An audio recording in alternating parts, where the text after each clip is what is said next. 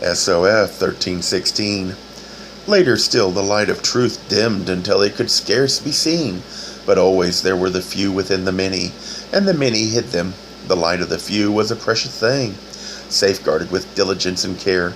The people knew the many, but the few remained unknown, their treasures safe, God's multiplied, but those who sought truth among them could always find it if they were sincere and diligent seekers. It was then as it is now. SOF 1317. A nation was once made from the blood of kings, and it became great and good. The light of truth was revealed to this nation, and it rejoiced in the light. But in a few generations it accepted the light as being something to which it was entitled by heritage. So the nation became careless in the preservation of the light. It was kept in a poorly built and neglected shrine. The winds of adversity came, and the light was blown out. SOF 1318. Another nation was made from the blood of sturdy herdsmen, and the lamp of truth was lit among them. They too rejoiced in the light for a few generations, cherished it in a house of gold. Then a powerful king coveted the house of gold, and came with many armed men and drove out the guardians, together with their light. The guardians built a house of reeds for the light, but because the house was so humble, they no longer bothered to guard it closely. Then some drunken men came by, staggering like ships with broken steering oars, and the house of reeds was knocked over. The light within burst into an all-consuming flame, and not only the house of reeds, but the house of gold was destroyed. SOF 1319. Still another nation was made out of slaves, and they lit a lamp from the eternal flame, which belongs to all men. Because they had no veil over their light, they were blinded and thought it the only light. They became arrogant and called themselves the chosen of God. But it was they who made the choice, not he.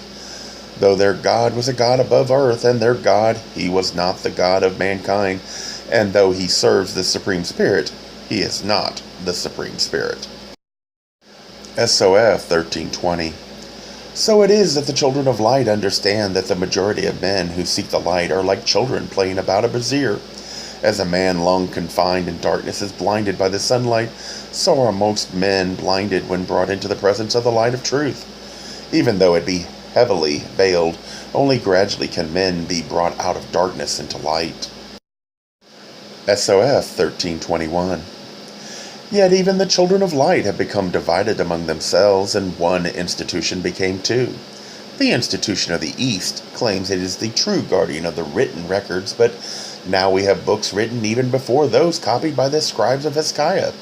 We are not the children of the lesser light, and we know the mysteries of the hidden light.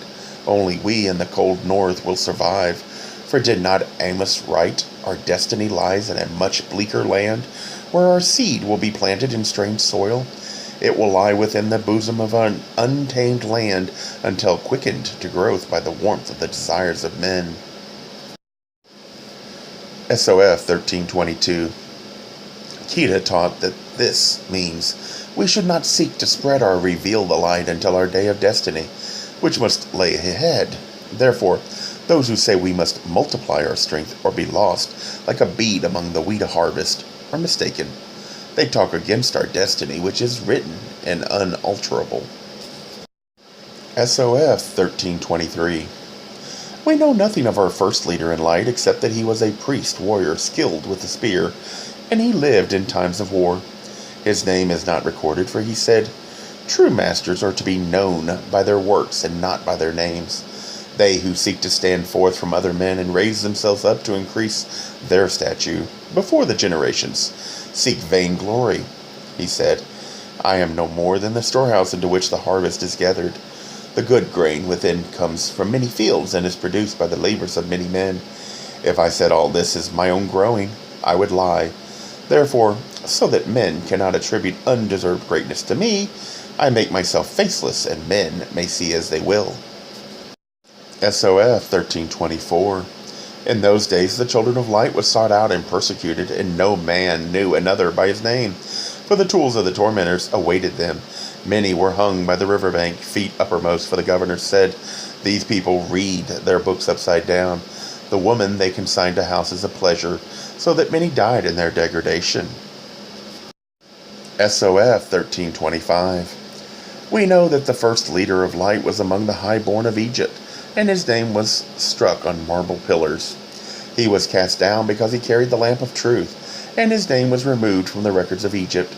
He raised an army, but it was like a goat attacking a wild bull, and he was slain in the great marshlands lying near Ethiopia. SOF 1326. He wrote the book which is known to all, and the book of rites and ceremonies which is known only to the elect. He did not write the 3 books in the lion urns, which we alone know, or the book of the secret way. He may have written the book of instruction for the children of the written word. Within the children of light, the manner of keeping the book is taught from generation to generation. The books are our foundation, our shield, and our sword. They are our promise and our hope, our guide and our defense. SOF 1327. It is said now, as in the days of our fathers and their fathers and the generations before them, that men steal our words and light their lamps from our flame. This may be so, but we have gathered seeds from the flowers of wisdom wherever they grew, and planted them within our own garden. Shall we then deny to others what we ourselves have taken? Is it not written that no man can make truth, but many can find it if they seek? Therefore, is not truth the property of all men, even though most spurn it? For truth is not a pleasant draught. SOF 1328. Nevertheless, it is true also that we may keep the truth as we find it, secured to ourselves. If a man seek for unwrought gold and find it, he has not made it, yet it is still his. Is it not also written, gold is the treasure of a lifetime, but truth is the treasure of eternity? Gold can nourish the body, but it may poison the soul. SOF 1329. Which do men treasure most in this place, gold or wisdom? Is it not the earthly thing they can hold in their hands, and not the treasure they can safeguard in their hearts? The things they hold in their hands and hearts are already being weighed on the scales of fate, and our destiny decreed accordingly. SOF 1330. Many in this place who seek the light and have gone so far and no further declare this is not what they sought and go back, discarding what they have. Yet if a man seek gold and find silver, does he throw it away? Better half a loaf than no loaf at all. SOF 1331. If gold were as plentiful as copper, it would be valued less than silver. Only the things hard to obtain have value, and what is more difficult to discover than eternal truth, which must be sought beyond the boundaries of earth. Only the beginning of the long road towards it is here, and it is this beginning you must seek. Every journey has a beginning and an end, and you can make your way only in one direction. If you are dispirited, be comforted by the knowledge that you need only find the beginning of the road. Then, having found it, let every step you take be in the right direction. The journey is long and the road is rough and stony, but do not turn back before you reach the first staging post. You will find new strength and encouragement there. SOF 1332. Our light was lit in the land of our beginnings. Many books were made and kept in 4 places, and we were in truth children of the written word. There were scribes and readers, officials and guardians. There were servants and those who served in the courtyards.